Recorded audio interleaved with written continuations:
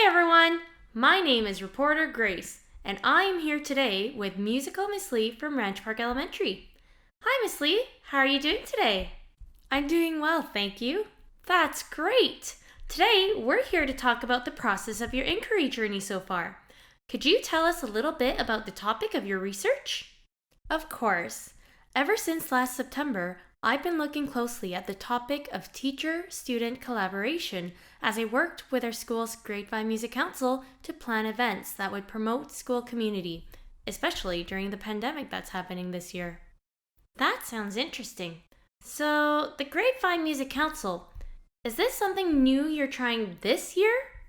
No, the Music Council is a student leadership group that I established in my first year of teaching at Ranch Park.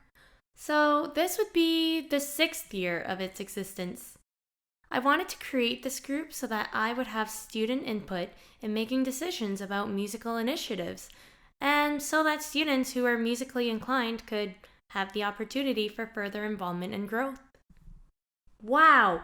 What kinds of initiatives have you and the council taken in the last few years? Well, we meet at lunch on a weekly basis to talk about the direction of our music program and to decide on the kind of events we want to see happen throughout the school year.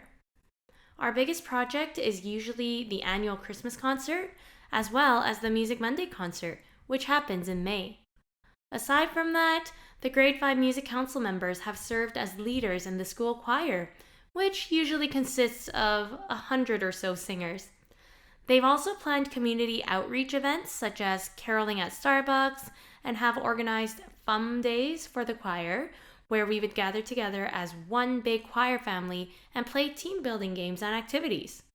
Of course, this year with COVID, we have not been able to hold choir rehearsals, but I have continued with running the Grade 5 Music Council. How has COVID impacted the way you ran the Music Council this year?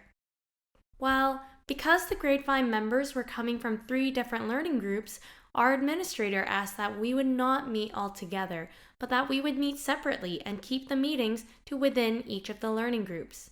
This proved to be a big challenge as it meant that I would have to give up 3 lunch times in a week, whereas previously I could hold the meetings once a week in a larger group. This also meant that it would take 3 times the amount of time and effort to deliver instructions, gather ideas, vote on group decisions, and make progress on collaborative goals. Ooh, sounds challenging. Couldn't you have just called it off this year? Blame it on the pandemic? I mean, yes, it was ultimately my choice to continue running the Music Council. And although the whole idea seemed quite daunting at first, this is actually the year that I have long awaited, as the first group of kindergarteners that I have ever taught are now in their final year of elementary school. So, needless to say, this particular group has a special place in my heart. I know that many of the students at Ranch Park look forward to their Grade 5 year because of the special activities that they can partake in, and I wasn't about to let COVID take this away from them. Wow. I can sense the passion and teacherly love you have for your students. So you collaborate with the Grade 5 students, hence your research on teacher-student collaboration. Is this topic fairly common in the world of education? Well, the word collaboration definitely has been a big buzzword in the field of education in the last 50 years or so.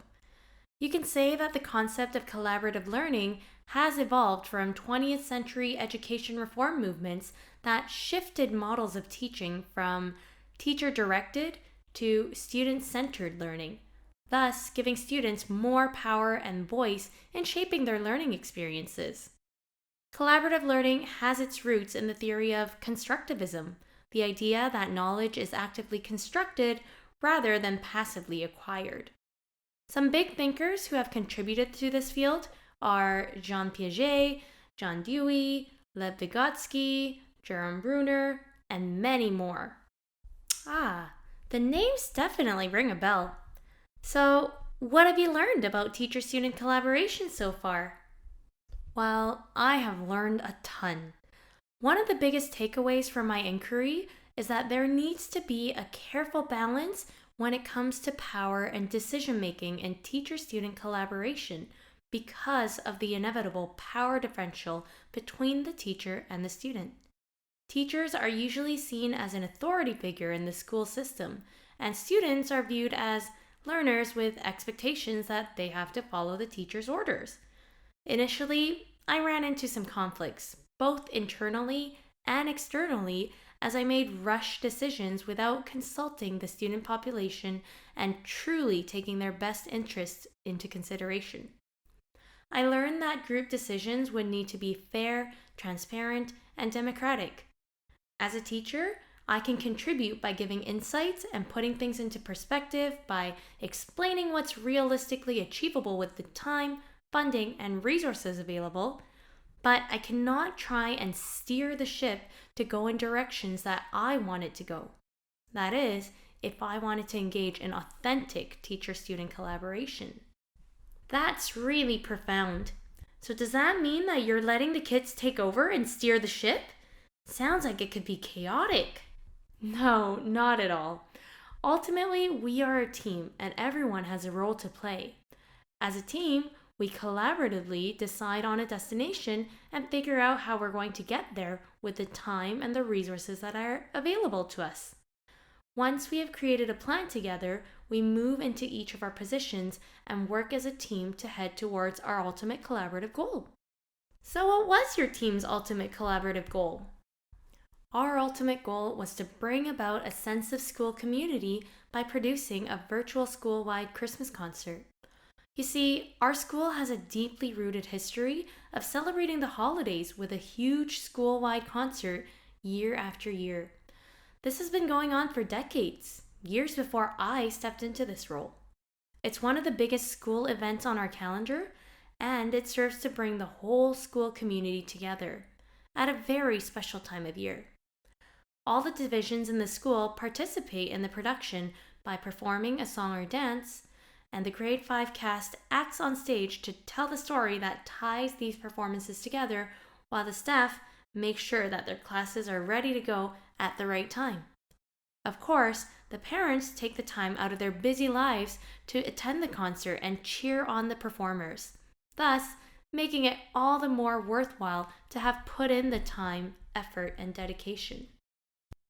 How did you manage putting on a school-wide Christmas concert if the intermixing of learning groups and large gatherings were not allowed? Well, this is where we found the beauty of what TED-Ed speaker Brandon Rodriguez calls creative constraints. Since we had certain restrictions in place due to COVID and couldn't put on our concert in traditional ways, we had to get creative. Instead of using a pre-made musical package that came with scripts, backtracks, staging suggestions, and performance guidelines as I had in the past, we decided to create an entirely new musical of our own. During the first few music council meetings, I laid out the constraints. We couldn't intermix learning groups, we could only film within the school grounds, and we had to have a way for the story to lead naturally to each division's song or performance. After many meetings, discussions, and brainstorming sessions, we wrote up an entire script around the story of a magical songbook that is found in the school library that plays a different song every time a group of students goes in to find it.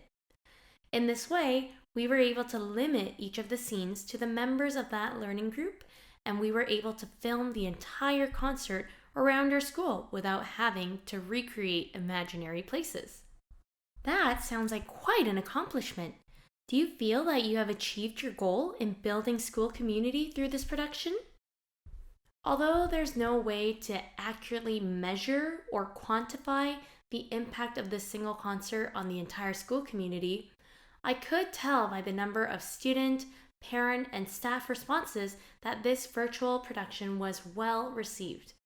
I received some lovely emails from colleagues and parents who expressed immense gratitude and joy upon watching the Christmas concert.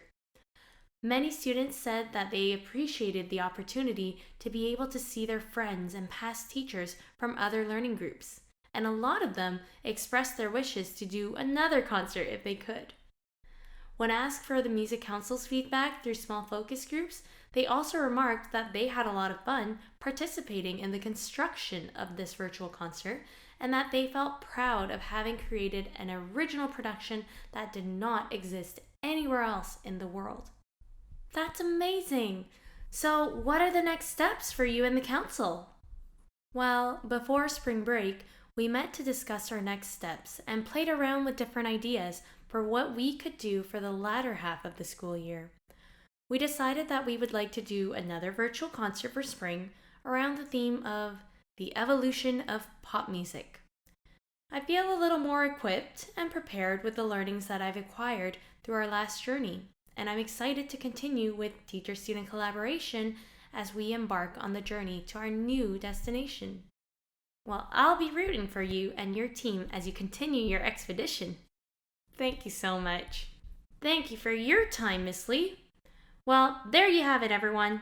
This was an exclusive interview with Musical Miss Lee from Ranch Park Elementary as she shared her experiences in her inquiry journey so far. May music education live on.